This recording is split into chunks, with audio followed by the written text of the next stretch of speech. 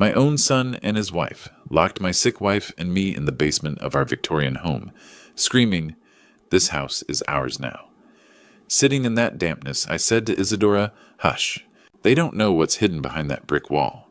When they left, I moved a loose brick and revealed to my wife a secret I had kept for 43 years, one about my true identity that will destroy everything they think they know about the Ashford name. Hello, dear listeners. Thank you for joining me today. Before I begin my story, I would be grateful if you could subscribe to the channel and leave a comment telling me which state or country you're listening from. It always warms my heart to see how far our stories travel. Please enjoy listening. This Victorian house has been breathing for over a century. Built in 1922 by my adoptive father, Henry Ashford, it stands proud on Drayton Street in Savannah's historic district. The morning sun filters through Spanish moss, casting dancing shadows across our wraparound porch. I have called this place home for 43 years. Isadora and I moved here as newlyweds, young and full of dreams. We raised our son Dalton within these walls, watching him take his first steps on the polished oak floors. This house witnessed our joy when he graduated, our pride when he started his business, our happiness when he brought Arabella home as his bride. But that was 3 years ago. 3 long, suffocating years since they moved in with us. It started when Isadora had her first stroke. Dalton suggested they move into the master suite upstairs to help out. "Just temporarily, Dad," he said. We moved downstairs to Henry's old study so Isadora wouldn't have to climb stairs. Temporarily became permanently. Their belongings invaded every corner. Arabella's expensive perfumes replaced Isadora's simple lavender sachets. Their loud conversations about money echoed through rooms that once knew only gentle voices. This morning started like every other. I woke before dawn to prepare Isadora's medication and fix her breakfast. She can barely speak since the second stroke, but her eyes still sparkle when I read her poems. I was making her soft scrambled eggs when Arabella appeared in the doorway. "That smell again," she said, not hiding her disgust. She wore a silk robe worth more than most people's monthly salary. "Wilder, couldn't you cook something normal? This house always smells like a nursing home." I kept stirring the eggs jaw tight. "Your mother-in-law enjoys these eggs. They're easy for her to swallow." "She's not really eating anyway." Arabella continued pouring expensive coffee. "Dr. Cross said she might need a feeding tube soon. Why pretend otherwise?" The casual cruelty in her voice made my chest tighten. This woman had never shown genuine care for Isadora. To her, my wife was just an inconvenience, an obstacle to the lifestyle she felt entitled to in our home. I carried the breakfast tray to our bedroom where Isadora sat propped against pillows, staring at the garden we'd planted together decades ago. Her hand trembled as I helped her eat, but she managed a small smile. In that moment, surrounded by morning light and jasmine blooming outside, I felt a flicker of our old peace. But peace was a luxury we could no longer afford. The floorboards upstairs groaned under heavy footsteps. Dalton was awake, and soon he'd join Arabella in the kitchen. They'd talk in hushed tones about things they thought I couldn't hear. Property values, inheritance laws, the burden of aging parents. Their words cut deeper than they knew. As I sat beside Isadora, holding her fragile hand, I had no idea this would be our last normal morning. An hour later, the floorboards upstairs finally went still. I heard murmured voices, then the deliberate descent of footsteps along the grand staircase. Dalton appeared first in his polished navy suit, followed by Arabella in a tailored dress that probably cost more than most families spend on groceries in a month. Their entrance into the dining room carried an unsettling sense of purpose that tightened my stomach. This wasn't their usual casual drift through the house. It was orchestrated. Dalton pulled out the chair at the head of the mahogany table, Henry's old seat, before speaking in the professional, detached tone he used with clients. "Dad, we need to talk. Seriously." Arabella sat beside him, folding her manicured hands, eyes shining with that predatory glint I knew too well. They had come prepared. "It's about the house," Dalton said, still not looking at me. "With Mom's condition and everything coming, we've been thinking about the inheritance situation, the bureaucracy, the legal mess when the time comes." A coldness spread through me, not from his meaning, but from the casual way he delivered it. Arabella leaned forward, voice syrupy with false concern. "We want to help you avoid problems later. You should sign the house over to Dalton now. A simple gift deed, just a formality." She slid a folder across the table. Inside were official documents already filled out, evidence they had planned this for weeks. The house is worth $750,000, Dalton added. This keeps us out of probate. No government interference. I didn't touch the papers. No. The word cracked through the room. Arabella's smile dropped. What do you mean? No. We're trying to help you. Do you want your only son dealing with government offices when you can't handle things? I understand everything I said, holding her gaze, and that's why the answer is no. Dalton's face reddened. We live here, take care of you, pay for Mom's medications. It's practically our house already. You live in my house, I corrected, and I take care of your mother. Dalton stood abruptly, his chair scraping. Be reasonable.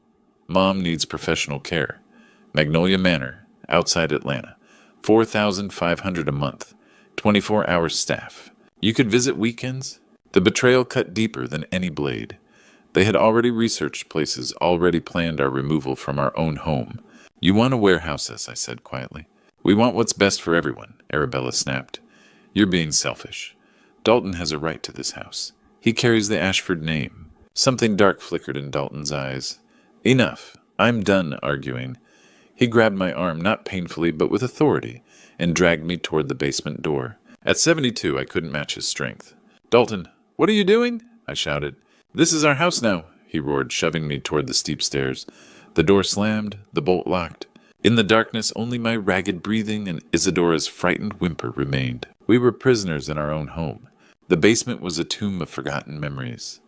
Cold stone walls pressed in around us, and the musty smell of decades-old dampness filled my lungs. The only light came from a thin crack under the door above, casting everything in eerie twilight. Isadora trembled beside me on the rough wooden steps. Her breathing was shallow and labored, each exhale a small cloud in the chilly air. I wrapped my arm around her frail shoulders, feeling how much weight she'd lost since the second stroke.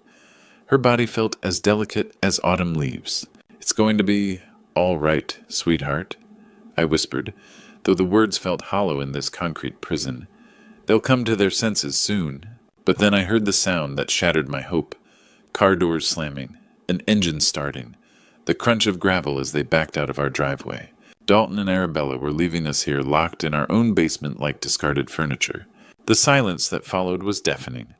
No footsteps above, no voices, just the steady drip of condensation and Isadora's frightened breathing. We were completely alone. Hours crawled by, my legs cramped from sitting on the hard steps, but I didn't dare move far from Isadora. She dozed fitfully against my shoulder, occasionally jerking awake with small sounds of confusion. Each time I smoothed her gray hair and murmured reassurances, I didn't believe myself. The basement hadn't been used for storage in years. Cobwebs draped the corners like funeral shrouds, and empty mason jars lined forgotten shelves. This was where Henry used to keep his wine collection back when this house hosted elegant dinner parties. Now it felt like a crypt. As darkness deepened outside, the crack of light under the door grew dimmer. Soon we'd be in complete blackness. The thought terrified me, not for myself, but for Isadora. In her confused state, total darkness might send her into panic. That's when I remembered Henry's words. I was 18 when he brought me down here, just months after adopting me from the state orphanage. He'd been showing me where the water shut off, was explaining the old electrical system. But then he'd stopped at the far wall, the one made of rough fieldstone. Wilder, he'd said, his voice unusually serious, there's something here you need to know about. Something for the most desperate of times. His weathered hand had pressed against one particular stone. Your real father taught me that a man should always have a final card to play. Promise me you'll remember this place. I'd been young and distracted, more interested in starting my new life than dwelling on old secrets. But now, 43 years later, those words echoed with crystal clarity. Desperate times. If this wasn't desperate, what was? Isadora, honey, I need to check something, I whispered, helping her lean against the stair railing. Stay right here. I'll be just a few feet away. I stood on shaking legs and made my way carefully across the uneven floor. Old furniture loomed like sleeping giants in the gloom. I bumped into a forgotten rocking chair, stubbed my toe on a wooden crate, but kept moving toward the back wall. The fieldstone foundation felt rough and cold under my palms. I ran my hands along the surface, searching for anything unusual. Most of the stones were mortared solidly in place, but then my fingers found what I was looking for. One stone was different from the others.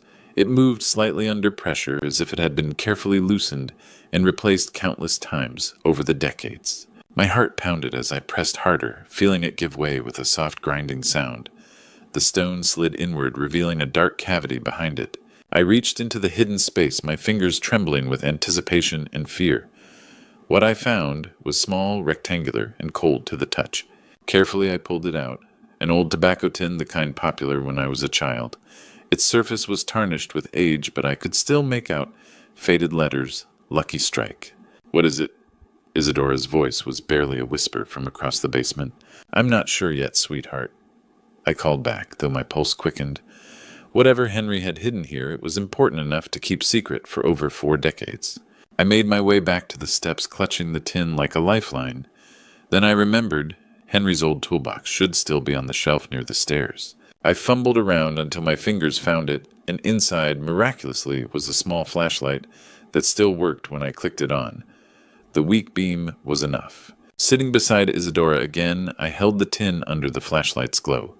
The lid was stuck tight with age and moisture, but after several attempts, it finally popped open with a soft click. Inside, wrapped in oiled cloth, were papers. Old papers yellowed with time, but still legible. My hands shook as I unfolded the first document under the flashlight beam. It was a birth certificate, but not mine, at least not the one I'd always known. This one bore a name that made my blood freeze: Marcus Thompson, born in Atlanta, Georgia, on the same date as my birthday. Mother's name, Sarah Thompson. Father's name, William Thompson. But as I unfolded the second document, the impossible became undeniable. It was an adoption decree, official and stamped. Marcus Thompson, age 6 months, adopted by Henry Ashford, a widowed physician of Savannah, Georgia. The child's new name, Wilder Ashford. My entire identity, everything I thought I knew about myself, crumbled in that moment. I wasn't Henry's nephew taken in after my parents died in a car accident. The story I'd been told my whole life. I was Marcus Thompson, adopted from complete strangers. The third document was a letter written in Henry's familiar handwriting. Under the flashlight's beam, I could clearly read, "My dear son, if you are reading this, desperate circumstances have brought you to this hiding place. Your father, William Thompson, was Chief of Staff to Governor Talmadge, a brilliant man who served his state with honor.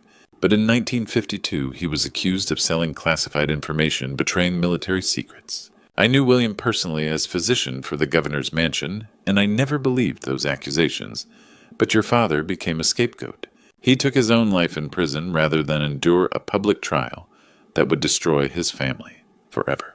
Your mother, Sarah, was left with nothing but shame and a baby whose father's name had become poison in Georgia politics. I offered to adopt you, to give you my name and protection. The Thompson name would have followed you like a shadow, closing doors that the Ashford name opened. Guard this secret, my son. There are those who would use it to destroy everything you've built." My mind reeled with the implications. Everything. My marriage to Isadora, my acceptance into Savannah's social circles, my business connections, even Dalton's pride in the Ashford legacy, all of it was built on a foundation that could crumble if this truth ever came to light. "Wilder." Isadora's voice was stronger now, concerned. "What does it say?" The flashlight beam trembled in my hand as I watched Isadora's face process what she was seeing. Her eyes moved from the birth certificate to the adoption papers, then to Henry's letter. I could see the moment understanding dawned. Her mouth opened slightly, and she looked at me as if seeing a stranger. "Marcus Thompson," she whispered, her voice barely audible. You're not really Wilder Ashford." I set the flashlight down carefully, its beam creating a small circle of light in our dark prison. "No, sweetheart, I'm not." The words felt strange on my tongue, as if I were confessing to a crime I'd unknowingly committed. I just learned this myself right now, reading Henry's letter. I'm as shocked as you are. She reached out with a shaking hand to touch my face, her fingers tracing the familiar lines she'd known for decades. "What did Henry tell you growing up? What lies did we both believe?" My chest tightened as I recalled the carefully constructed story. He told me my parents were his distant relatives, good people who died in a car accident when I was 6 months old. He said he took me in because family should care for family. I never questioned it. Why would I? "And now," she asked, her voice barely a whisper, "now I realize everything I thought I knew about myself is a lie." I picked up Henry's letter again, my hands shaking. According to this, my real father was William Thompson, Chief of Staff to the Governor. But he was accused of selling classified military information, of betraying state secrets. I could see her face pale in the flashlight's glow. Accused? Henry writes that he never believed the accusations that William became a scapegoat. But it didn't matter. William Thompson took his own life in prison rather than face a public trial. His name became poison in Georgia politics. Isadora was quiet for a long moment, absorbing the magnitude of what this meant. So Henry saved you? He saved me from being the son of a man branded a traitor. But he also built my entire life on a lie. Our marriage, my business, relationships, our place in Savannah society, all of it exists because people believe I'm an Ashford, not a Thompson. What does this mean for us now? She asked, though I could see in her eyes that she was beginning to understand. It means we have something Dalton doesn't know about, I said slowly, the plan forming in my mind. He spent his whole life being proud of the Ashford name, building his investment business on that reputation.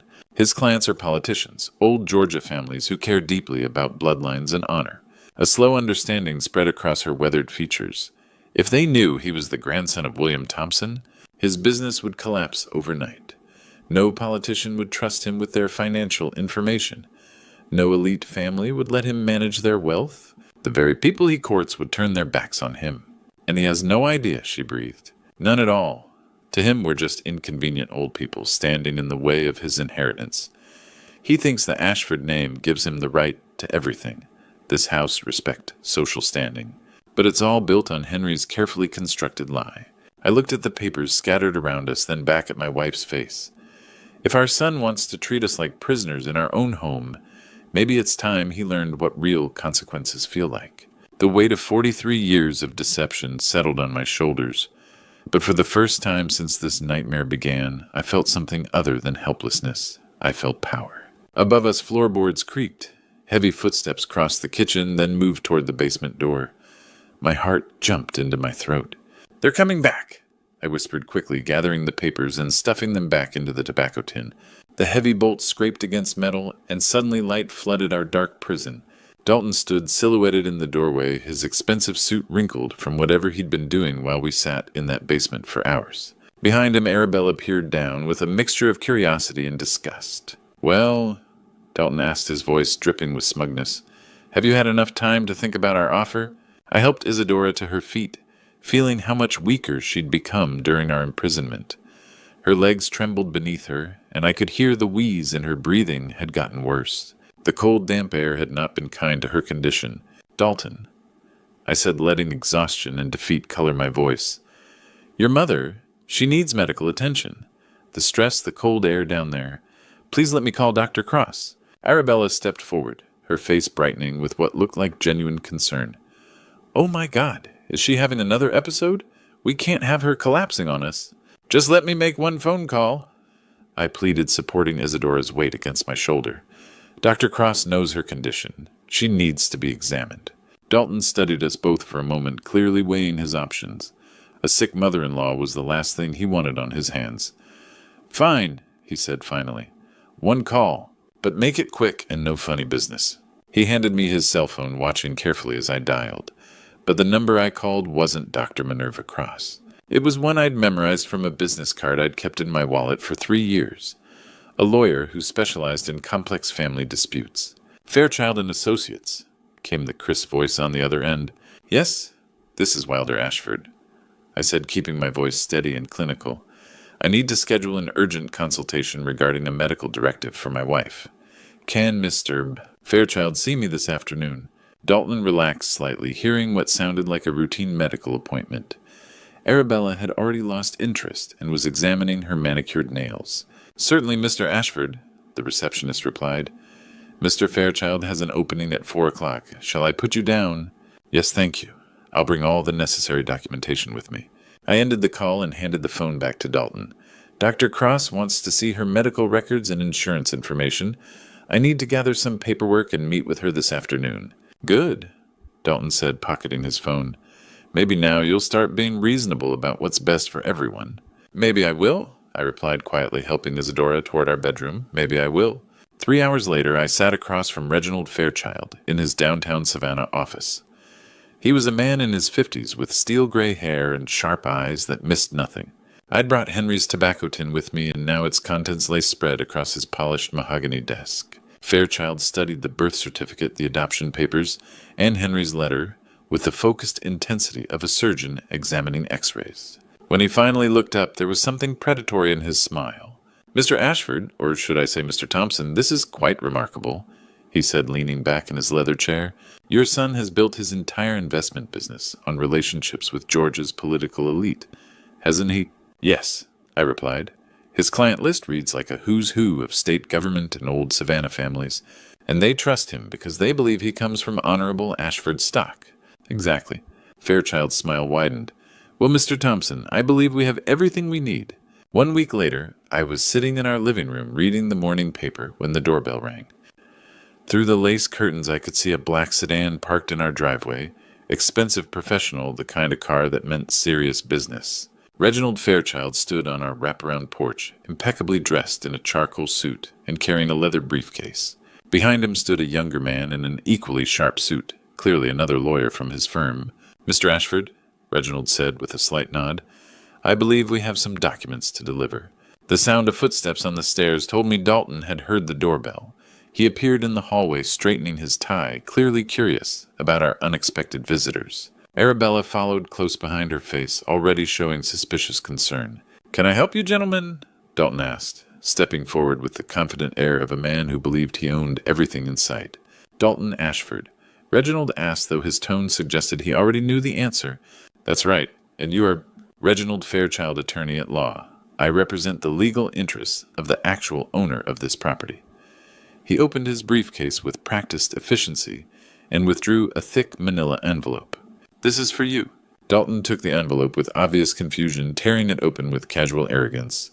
I watched his face as he began to read, saw the exact moment when confusion transformed into disbelief, then into something approaching panic. "Eviction notice," he sputtered, his voice cracking.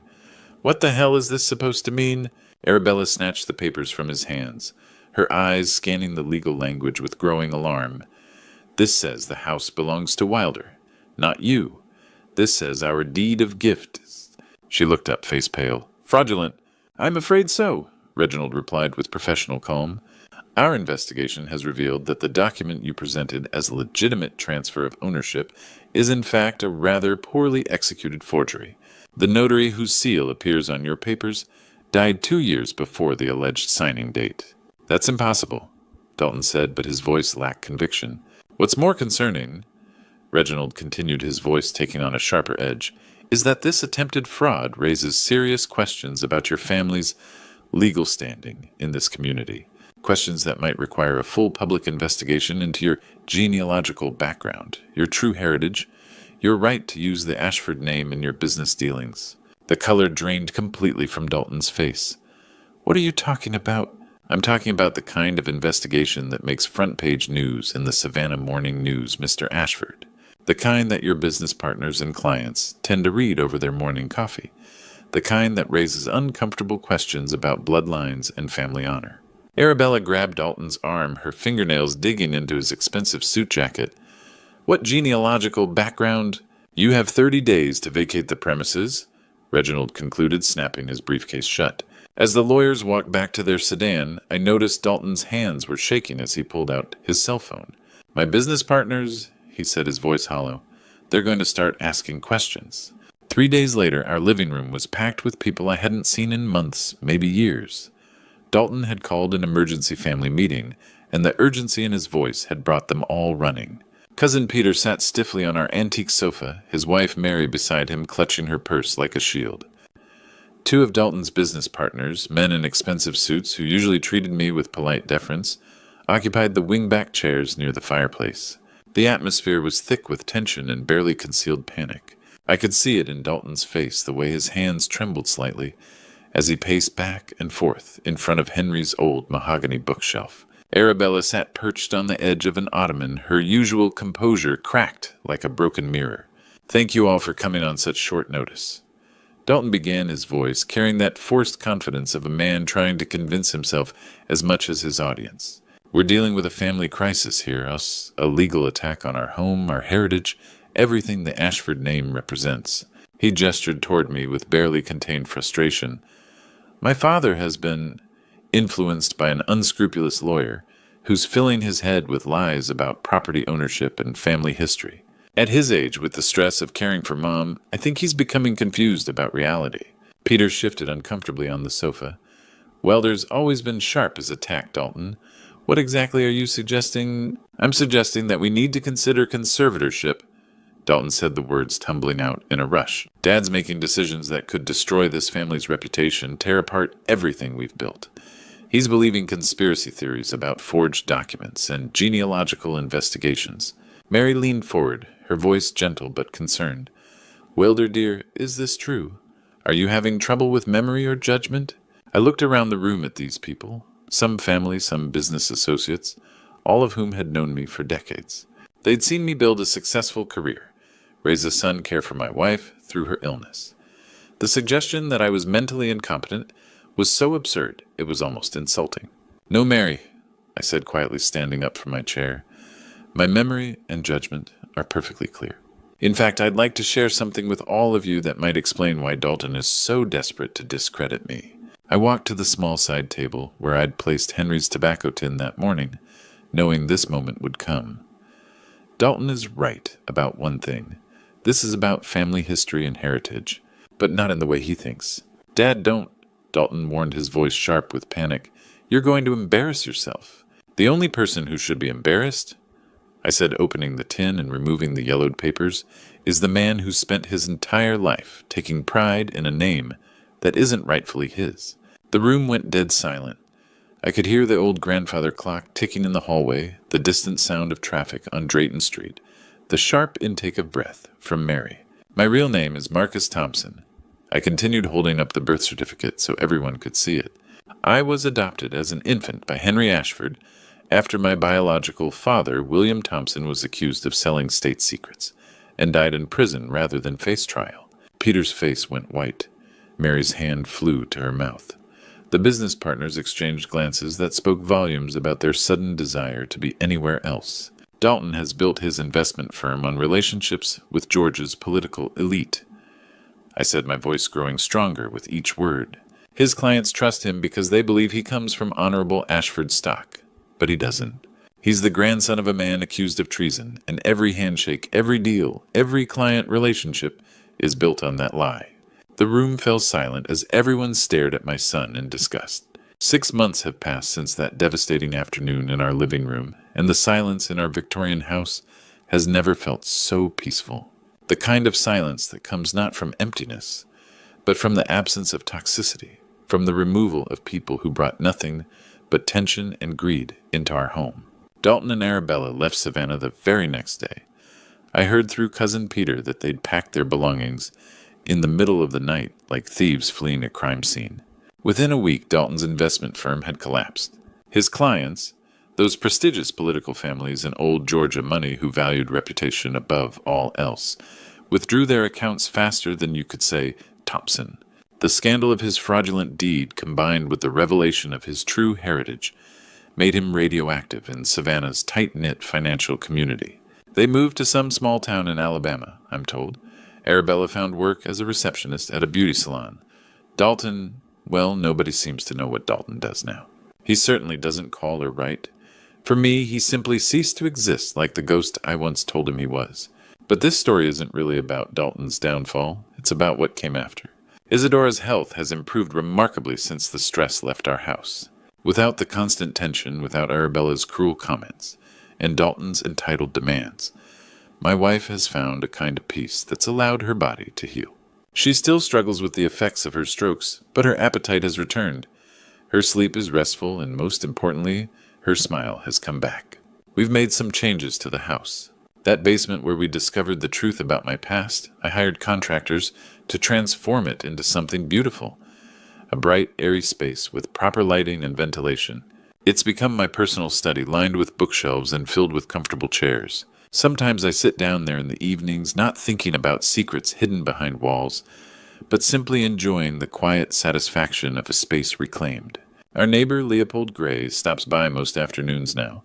He's a widower about my age who lives 3 houses down, and he's become something of a godsend. He helps with yard work, brings us vegetables from his garden, and most importantly, he treats Isadora with the gentle respect she deserves. It's funny how removing toxic people from your life makes room for genuinely good ones to enter. I've learned something profound in these past months. Family isn't just about blood or shared names. It's about love, respect, and genuine care for one another's well-being. Dalton shared my adopted name, lived in my house, and called me father for 40 years. But Leopold, who's known us for 6 months, has shown more true family spirit than my son ever did. The Ashford name that I carried with such fear for so many years, it doesn't define me anymore. Neither does the Thompson name I was born with. I am simply Wilder, a man who loves his wife, tends his garden, and has learned that the most precious inheritance we can leave behind isn't money or property, but the example of how we treat the people who depend on us. Henry saved me from the shame of my father's accusations, but in the end, it was standing up to my own son's greed that truly set me free.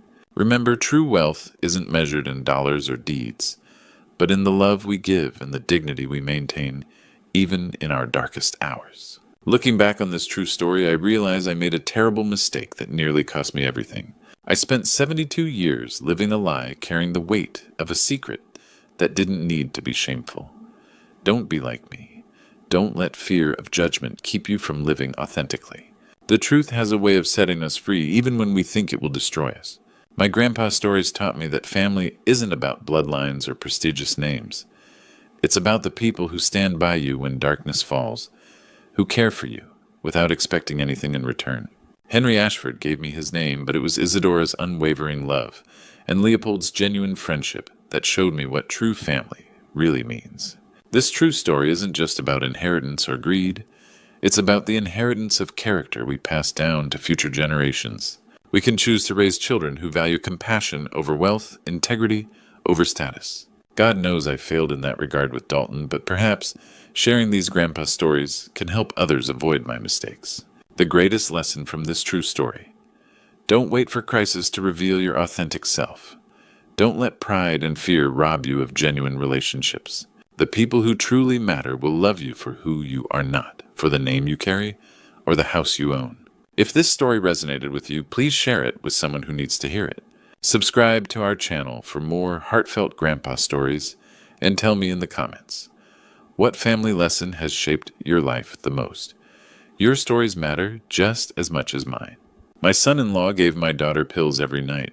For months, I watched Emma slowly fade away from a vibrant kindergarten teacher who lit up every room to a hollow shell of herself. Thin, confused, moving through life like she was trapped in some invisible fog. Michael, the trusted pharmacist she'd married, swore these were just vitamins for her demanding job. But something dark whispered in my detective instincts, something that wouldn't let me sleep at night. When my suspicions finally overwhelmed my doubt, I secretly installed hidden cameras around my daughter's house. What I witnessed through those cameras that night left me so shattered I couldn't even form words. As a father, I need to know other protective parents are listening. Comment where you're watching from and what time it is for you right now. Trust me, you'll want to hear every detail of what those cameras revealed. Let me start from the beginning. I'm Bill Parker, 52 years old, and I spent 20 years working as a detective here in Nashville, Tennessee. Music City, they call it, though. There wasn't much music in my line of work. I dealt with the darker side of humanity, the kind of stuff that keeps you awake at night and makes you double-check your door locks. I've been a widower for 8 years now. My Calliope passed away when Chloe was just 18. That little girl became my whole world after that. I raised her by myself, watched her graduate from college, cheered when she got her teaching job at Riverside Elementary. She was everything good and bright in this world. 2 years ago, she married Blake Reed, and I thought I was losing her to the perfect man. The wedding was something straight out of a fairy tale. Blake spared no expense. White roses everywhere, a string quartet the works. He looked at my daughter like she hung the moon. Blake seemed like everything a father could want. He was a pharmacist at one of those big chain stores downtown, made good money, owned a nice house in Green Hills. More importantly, he treated Chloe like a princess. He'd bring her flowers for no reason, remember every little thing she mentioned wanting. "You raised an incredible woman, Bill," he told me at their rehearsal dinner. "I promise I'll take care of her." And for the first year and a half, he seemed to keep that promise. Chloe was happy, really happy. She'd call me every few days, bubbling over with stories about their life together. Everything seemed perfect. Then about 6 months ago, Blake started this new thing. He said he'd been reading about health and wellness, about how stressful teaching could be. He bought these special vitamins, little white capsules, that came in an unmarked bottle. Dad, Blake is so thoughtful, Chloe told me over Sunday dinner. These vitamins are supposed to help with stress and energy levels. He makes sure I take them every night before bed. I should have paid more attention to that phrase. Make sure. But then I started noticing changes in my little girl. Chloe had always been vibrant, full of energy, but over these past few months, she seemed diminished. She was losing weight, and not in a healthy way. Her cheeks looked hollow, her clothes hung loose. Dark circles shadowed her eyes, making her look older than her 26 years. Worse were the mental changes. Chloe started forgetting things. She'd repeat stories she'd already told me. She'd forget conversations we'd had just days before. My sharp, intelligent daughter couldn't remember if she'd called me back. "Are you feeling okay, sweetheart?" I asked her last week when she seemed particularly foggy. "I'm fine, Dad," she said, but her voice sounded distant, dreamy. "Just tired. Blake says it's normal. The vitamins take time to work." That's when the alarm bells started going off. 20 years of detective work teaches you to recognize when something's not right. And everything about this situation felt wrong. My daughter was disappearing right in front of my eyes, becoming a shadow of herself. And the only new variable was those damn pills her perfect husband insisted she take every single night. Something wasn't right with my little girl, and my detective gut was screaming danger. That gut feeling wouldn't leave me alone. I couldn't shake the image of my daughter's hollow cheeks, couldn't forget the distant look in her eyes. So I decided to pay closer attention to Chloe and her so-called perfect husband. The next Sunday, when Chloe came over for our usual dinner, I watched her more carefully than I ever had before. She used to bounce through my front door like a ray of sunshine, full of stories about her kindergarten kids. But that afternoon, she moved like she was walking through water, slow and deliberate. "Tell me about your week, sweetheart," I said, setting down her favorite sweet tea. She looked at me with those beautiful blue eyes that reminded me so much of Calliope, but there was something vacant in them. "We talked about this yesterday, Dad. Remember I told you about the field trip to the zoo?" My blood went cold. We hadn't talked yesterday. In fact, we hadn't spoken in 4 days. Chloe called me every other day, like clockwork had since she was in college. "Right, of course," I said, playing along. "Tell me again." She launched into a story I'd never heard before about chaos at the zoo and a monkey that escaped. She told it with such detail, such conviction, that for a moment I wondered if I was losing my mind. But I keep a desk calendar old habit. I checked it later that night. No phone call marked down. Something was seriously wrong with my daughter's memory. I decided to dig deeper, but carefully. "Honey, tell me about these vitamins Blake has you taking. Are they helping?" Chloe's face lit up with that dreamy smile I was starting to hate. "Oh, Dad, he's so thorough about my health. Every night at exactly 9:30, he brings me 2 capsules with a big glass of water. He says timing is everything with supplements." "That's dedicated of him," I said, trying to keep my voice neutral. "He's really careful about it, too," she continued like she was proud of his attention. "He always makes sure I actually swallow them properly.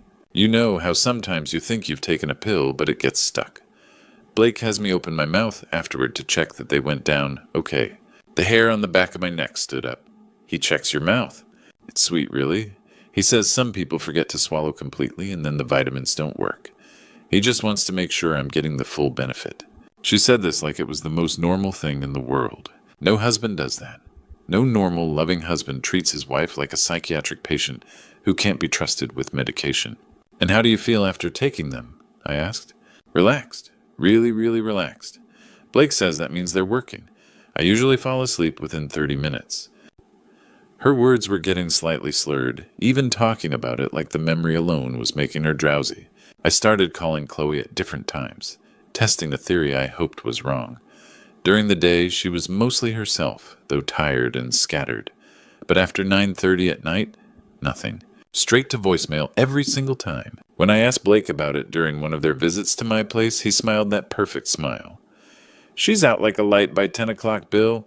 Those vitamins really help her unwind from all that stress at school. Out like a light, like she was unconscious, not just sleeping." I started watching Chloe more carefully during our visits. Her pupils were often dilated, even in bright light. Her speech was sometimes slurred. Her reflexes were slower than they should be for a healthy 26-year-old. These weren't vitamin side effects. These were sedative symptoms. My daughter wasn't taking health supplements. She was being drugged systematically and deliberately by the man who'd promised to protect her. I'd seen enough. It was time to investigate my own son-in-law. I'd seen enough red flags to fill a parade, but I needed concrete evidence. Suspicions don't hold up in court. Facts do. So I decided to get myself some facts. The next morning I drove downtown and bought the smallest surveillance cameras I could find. Tiny things no bigger than a button with wireless capability and night vision. The kid behind the counter probably thought I was some paranoid old man. If only he knew. I waited until Thursday when Blake would be at the pharmacy all day. Then I called Chloe. "Hey, sweetheart, I noticed your kitchen faucet was dripping pretty bad last Sunday. How about I come fix it? Maybe that loose cabinet door, too." "Oh, Dad, you don't have to do that," she said, voice tired and distant. "Blake can handle it." "Nonsense. I've got nothing but time, and I like staying busy." She agreed, probably too exhausted to argue. When I arrived at their Green Hills house, Chloe looked even worse than Sunday. She was wearing one of Blake's oversized sweatshirts that practically swallowed her shrinking frame. "You sure you're feeling okay, honey?" "Just tired, Dad. Blake says the vitamins are still adjusting my system." She curled up on the couch with a blanket, even though it was a warm October afternoon. Perfect. She'd probably nap while I worked. I spent 2 hours actually fixing things. The faucet really was dripping. But while I worked, I installed my electronic eyes. One camera went behind the coffee maker in the kitchen, angled to capture the whole room. Another went on the bookshelf in the living room, disguised among Chloe's teaching awards. "Dad, what's all that noise downstairs?" Chloe called out during my second hour. "Downstairs. The basement." I'd heard movement too, but Blake was supposed to be at work. "What noise, sweetheart?" "Blake's probably working out. He goes down there every day, even on lunch breaks sometimes. Says it helps him stay focused." Every day during lunch breaks, that seemed excessive. "Mind if I take a look? Maybe there's a pipe making noise." Chloe waved me off sleepily. "Sure, Dad. Blake won't mind." I made my way downstairs, expecting to find basic gym equipment. What I found instead sent ice through my veins. This wasn't a gym. This was a studio. Professional lighting equipment lined one wall, the kind you see in photography studios. There was a tripod in the center positioned to face an area arranged with bedroom furniture. A bed nightstand, decorative pillows. But the computer setup in the corner really made my stomach drop. Multiple monitors, high-end recording equipment, cables everywhere. This wasn't hobby equipment.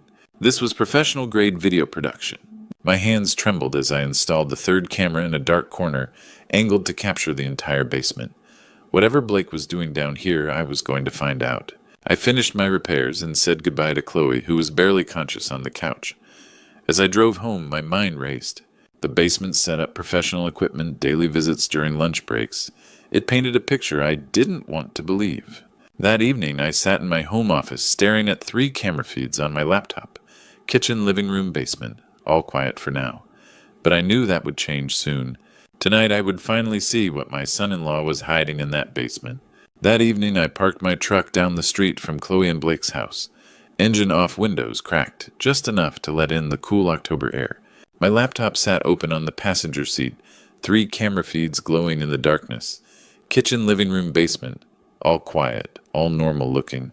At exactly 10:30, Blake appeared in the kitchen feed. I watched him move with the precision of someone following a well-rehearsed routine. He pulled that unmarked bottle from his pocket, shook out 2 white capsules, and filled a glass with water from the tap. Then he walked into the living room where Chloe sat curled up on the couch reading a book. "Time for your vitamins, honey." His voice came through crystal clear on the audio feed. My daughter looked up with that trusting smile that had melted my heart since she was 5 years old. She took the pills from his hand and swallowed them with the water, just like she'd described to me. And just like she'd said, Blake watched her, carefully studying her face. "Open up," he said gently. "Just want to make sure they went down okay." Chloe opened her mouth obediently, and Blake peered inside like a doctor examining a patient. But there was something in his expression that made my skin crawl. Satisfaction. Like he was pleased with what he saw. Then he sat down beside her, wrapped his arm around her shoulders, and they watched television together. A normal married couple having a quiet evening at home. Except it wasn't normal at all. I watched the clock on my laptop screen. 10:35, 10:40, 10:45. At 10:58, Chloe's head lolled to one side. At 11:02, her book slipped from her fingers and hit the floor. At 11:05, she was completely unconscious. Blake waited another 10 minutes, probably making sure she was deeply under. Then he stood up and gently shook her shoulder. "Chloe, honey." No response. My daughter was as limp as a rag doll. That's when Blake's entire demeanor changed. The caring husband act disappeared, replaced by something cold and calculating. He scooped Chloe up in his arms like she weighed nothing and carried her toward the basement stairs. My heart hammered against my ribs as I switched to the basement camera feed. Blake laid my unconscious daughter on that bed I'd seen earlier, the one positioned perfectly in front of the tripod. He adjusted the lighting, checked the camera angle, and then started the recording equipment. What happened next will haunt me for the rest of my life. I won't describe what I saw in that basement. I can't. But I watched a monster violate my little girl while she lay helpless and unaware. I watched him position her, manipulate her, treat her like she was nothing more than a prop in his sick fantasy. My hands shook so violently I could barely hold the laptop. Bile rose in my throat, and I had to lean out the truck window to keep from vomiting all over my surveillance equipment. Every instinct screamed at me to kick down that front door and tear Blake apart with my bare hands. But I forced myself to keep watching, to keep recording. Because this wasn't just about my rage anymore. This was evidence. This was proof of what this monster had been doing to my daughter for God knows how long.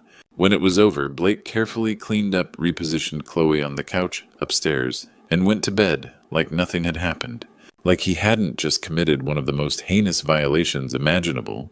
The evidence was all there on my hard drive now. Video proof of systematic drugging and assault. But having the evidence and knowing what to do with it were two different things.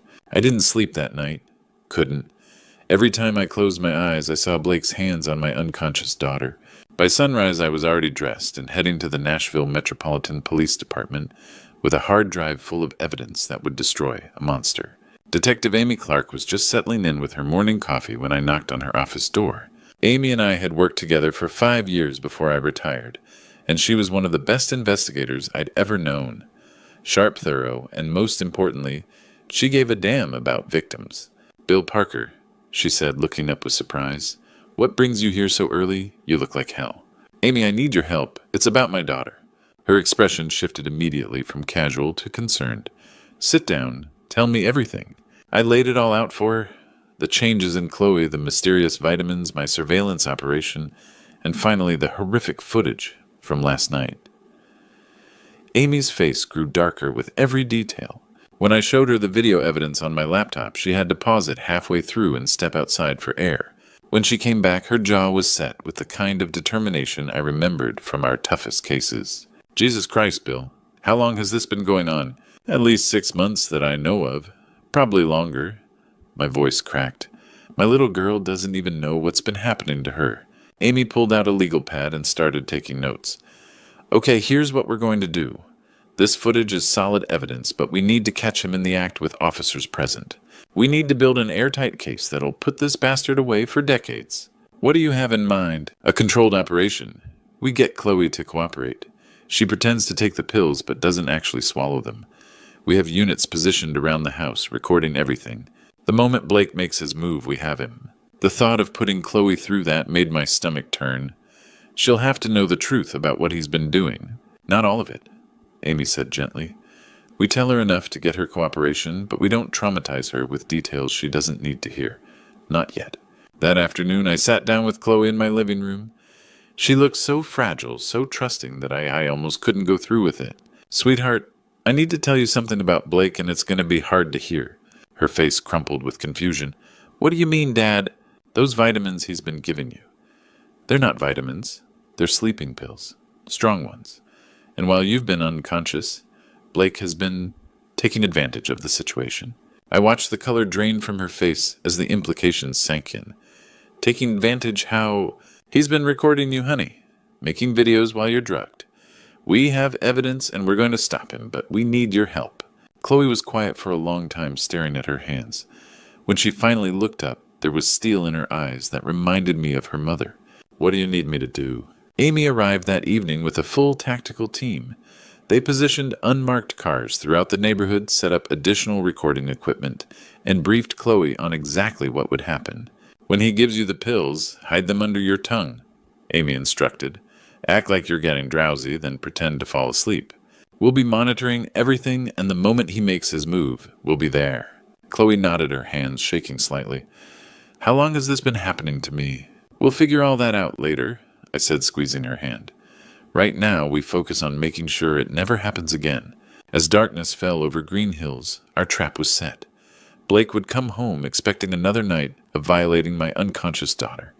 Instead, he'd find himself facing justice. Chloe had to see the truth about her husband. Tonight, we would catch this predator red-handed. The clock on my phone read 9:45 p.m. as I crouched behind the hedges in Blake and Chloe's backyard. Amy's voice crackled through my earpiece, calm and professional, despite the gravity of what we were about to witness. All units in position. Parker, you copy? Copy, I whispered back, my eyes fixed on the basement window, where a faint glow indicated Blake had already turned on those studio lights. Inside the house, Chloe was putting on the performance of her life. Through the kitchen camera feed on Amy's tablet, we watched Blake go through his nightly routine. Same time, same unmarked bottle, same 2 white capsules. Time for your vitamins, honey. My daughter took the pills with steady hands, but instead of swallowing them, she tucked them expertly under her tongue, just as Amy had taught her. She drank the water, smiled at her husband, and settled back onto the couch to watch television. Oscar-worthy, Amy murmured into her radio. Subject has taken the bait. For the next 30 minutes, we watched Chloe gradually succumb to the drugs. She let her eyelids grow heavy, allowed her head to loll to one side, and finally let the remote slip from her fingers. To anyone watching, she appeared to be falling into the same drugged unconsciousness she'd experienced for months. Blake waited his usual 10 minutes before approaching her. He shook her shoulder gently, called her name, even lifted her eyelid to check her pupil response. Satisfied that his wife was completely under, he scooped her up in his arms. He's moving! Amy's voice was tight with controlled anger. All units maintain position. We go on my signal. Through the basement camera, we watched Blake lay Chloe on that bed, the same bed where he'd violated her countless times before. My hands clenched into fists as he adjusted the lighting, checked the camera angles, and powered up his recording equipment. Steady Bill, Amy whispered, probably seeing my barely controlled rage even in the darkness. We need him to commit to the act before we move. Otherwise, his lawyer will claim he was just making a home movie. Blake moved around the basement with practiced efficiency, a predator preparing to feast. He positioned the tripod, adjusted the focus, and started the recording. Then he turned toward my daughter's motionless form. Now, Amy's voice cut through the night like a blade. Go, go, go! The world exploded into motion. Officers emerged from their hiding spots, converging on the house from all directions. The front door burst open as the entry team hit it with a battering ram. Shouts of a police search warrant echoed through the neighborhood. But I was already moving toward the basement entrance, Amy right behind me. We'd planned this moment down to the second, knowing that Blake would try to destroy evidence, or worse, harm Chloe, when he realized he'd been caught. The basement door flew open just as Blake spun around from the bed, his face a mask of shock and terror. For a split second, he looked like the charming pharmacist who'd married my daughter. Then his expression twisted into something ugly and desperate. This isn't what it looks like, he shouted, backing away from Chloe's still form. That's when I lost it completely. All the rage, all the protective fury that had been building since I first saw those camera feeds erupted out of me like a volcano. Get your hands off my daughter. The basement erupted into chaos as officers flooded down the stairs, weapons drawn, shouting commands. Blake stood frozen by the bed where my daughter lay, his face cycling through shock, fear, and desperate calculation. Step away from her hands where we can see them. Amy barked her service weapon, trained on Blake's center mass. Blake raised his hands slowly, but his eyes darted around the room like a trapped animal, looking for an escape route. This is a mistake, he said, his voice shaking. You don't understand what's happening here. That's when Chloe began to wake up. She stirred on the bed, blinking slowly as if coming out of a deep sleep. But I could see the alertness in her eyes, the controlled performance, as she sat up and looked around the basement with carefully manufactured confusion. What's going on? She asked, her voice perfectly mimicking the grogginess of someone emerging from a drug-induced stupor. Why are there police here? Blake's face lit up with desperate hope. He must have thought his secret was still safe, that somehow he could talk his way out of this. Chloe, honey, tell them, he pleaded, taking a step toward her. Tell them you agreed to this. Tell them you knew about the videos. The transformation in my daughter's face was something to behold. The fake confusion melted away, replaced by a fury so pure and righteous it took my breath away. She shot to her feet like a coiled spring, releasing. I agreed to what? The slap that followed echoed through the basement like a gunshot. Blake's head snapped to the side, a bright red handprint blooming across his cheek. When did I agree, you sick bastard? Chloe's voice cracked with rage and pain. When I was unconscious. When you drugged me every single night. When I couldn't even remember my own name the next morning. Blake stumbled backward, one hand pressed to his stinging cheek. Chloe, please, you have to understand. Understand what? She advanced on him like an avenging angel, and I had never been prouder of my little girl. That you turned me into your victim while pretending to love me. That you made me believe I was going crazy while you violated me in my sleep. I never meant to hurt you. Blake whimpered, all his charm and manipulation crumbling. I love you, Chloe. Everything I did was because I love you. Love doesn't drug someone. Chloe screamed, tears streaming down her face. Love doesn't violate trust. Love doesn't turn your wife into a victim for your sick fantasies. Amy stepped forward, her handcuffs already out. Blake Reed, you're under arrest for sexual assault, administering controlled substances without consent, and production of non-consensual intimate imagery. That's when Blake made his desperate play for freedom. He bolted toward the stairs, shoving past one of the officers and making a run for it. But he'd forgotten that we'd surrounded the house. The moment he burst through the basement door, 3 more officers were waiting for him. The takedown was swift and brutal. Blake hit the kitchen floor hard, his arms twisted behind his back as Amy snapped the cuffs around his wrists. You have the right to remain silent. She began, her voice cold as winter. Anything you say can and will be used against you in a court of law. As they hauled Blake to his feet, he looked back at Chloe with something that might have been genuine remorse. I'm sorry, he whispered. I'm so sorry, Chloe. My daughter looked at him with ice in her eyes. Sorry doesn't give me back 7 months of my life, Blake. Sorry doesn't undo what you did to me while I trusted you. They dragged him out through the front door, past the neighbors who had gathered to gawk at the police cars and flashing lights. As the patrol car pulled away with Blake in the back seat, Chloe finally collapsed. She fell into my arms like a broken bird, sobbing with relief and exhaustion, and the weight of finally knowing the truth. It's over, sweetheart, I whispered into her hair. Daddy's got you now. As they drove him away, Chloe collapsed into my arms. The nightmare was over, but healing would just begin. 1 week later, I sat in a courtroom watching Blake Reed learn his fate. The judge's voice was steady and cold as she delivered the sentence, 22 years in state prison, with no possibility of parole for the first 12. He would also be required to register as a sex offender for the rest of his life. Blake's shoulders shook as the bailiff led him away in shackles. He'd tried to negotiate a plea deal, claiming temporary insanity, claiming he was addicted to prescription drugs himself. But the evidence was too overwhelming, the crime too calculated and systematic for any judge to show mercy. 22 years wasn't enough for what he'd done to my daughter, but it was something. It was justice as close as our legal system could provide. The real work began after the trial ended. Chloe started seeing Dr. Sarah Martinez, a trauma specialist who worked specifically with survivors of sexual violence. Those first few sessions were brutal. Chloe would come out of the office with red eyes and shaking hands, processing months of violation she hadn't even known was happening. The hardest part, she told me one evening as we sat on my back porch, is wondering how many times it happened. How many nights I thought I was just sleeping peacefully while he was... She couldn't finish the sentence. It doesn't matter how many times, I said, reaching over to squeeze her hand. What matters is that it's over now. He can never hurt you again. Slowly, painfully, my daughter began to heal. The dark circles under her eyes faded as she learned to sleep without medication. Her appetite returned, and she started gaining back the weight she'd lost. Most importantly, the spark in her eyes, that bright intelligence that had always made her special, began to shine again. 3 months after Blake's conviction, Chloe made the decision to return to teaching. I was worried it was too soon, but Dr. Martinez said it was actually a positive sign. Chloe needed to reclaim the parts of her life that had brought her joy. Those kids need me, Chloe said on her first day back at Riverside Elementary. And honestly, Dad, I need them too. They remind me who I really am. Watching her walk into that school building, her shoulders straight and her head held high, I felt prouder of my daughter than I ever had before. She wasn't just surviving what Blake had done to her, she was thriving despite it. Our relationship changed too in ways I never expected. We'd always been close, but going through this nightmare together forged something deeper between us. Chloe started coming over for dinner twice a week instead of just Sundays. We talked more, laughed more, and somehow found our way back to the easy companionship we'd shared before her marriage.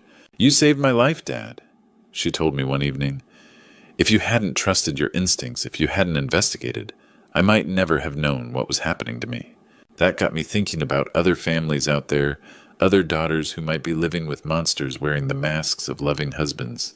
How many women were being drugged and violated in their own homes by men they trusted completely? The signs were there with Blake if I'd known what to look for. The controlling behavior around medication, the memory gaps, the physical and mental changes that couldn't be explained by normal stress or aging, the isolation from family and friends that happens so gradually you don't notice until it's too late. If Chloe's story can help even one person recognize what's happening to them or someone they love, then maybe some good can come from our nightmare. 6 months later, Chloe is planning to start dating again. She's nervous about it, and so am I, but Dr. Martinez says it's another healthy step forward. My daughter is learning to trust again, learning that not all men are predators, hiding behind charming smiles. As for me, I've learned that a father's job never really ends. Even when your children are grown and married, you have to stay vigilant. You have to trust your instincts even when everyone else thinks you're being paranoid. Trust your instincts. Protect your family. Share this story to help others recognize the signs. Looking back at this true story, I realize how close I came to losing my daughter forever. As a father sharing Grandpa's stories with anyone who'll listen, I want you to understand something crucial. I almost ignored my instincts. I almost convinced myself I was being paranoid, overprotective, just another worried dad who couldn't let go. Don't be like me in that moment of doubt. When every fiber of your being screams that something is wrong with someone you love, listen to that voice. I wasted precious weeks questioning myself, wondering if I was imagining things, afraid of seeming intrusive. Those weeks cost my daughter additional suffering that could have been prevented. The hardest lesson I've learned. Evil doesn't always look evil. Blake appeared to be the perfect son-in-law, charming, successful, caring. He fooled everyone, including me, for months. Predators are skilled at wearing masks, at presenting themselves as exactly what we want to see. This true story taught me that the most dangerous threats often come wrapped in the most appealing packages. God gave us intuition for a reason. That gut feeling, that unexplained unease when something doesn't add up. It's not paranoia, it's protection. Trust it, especially when it concerns your family's safety. As I share these grandpa stories with other fathers and families, I always emphasize document everything. Take photos, keep records, gather evidence before confronting anyone. Your loved one's life might depend on your ability to prove what's happening, not just suspect it. If this true story resonates with you, if you've seen similar warning signs in your own family, please don't wait like I did. Act on your instincts immediately. Your thoughts and experiences matter to this community. Drop a comment below sharing your own story or the warning signs you've noticed. Hit that subscribe button to stay connected with more grandpa stories that could save lives, and please share this video with anyone who might need to hear it. Together we can protect the people we love most.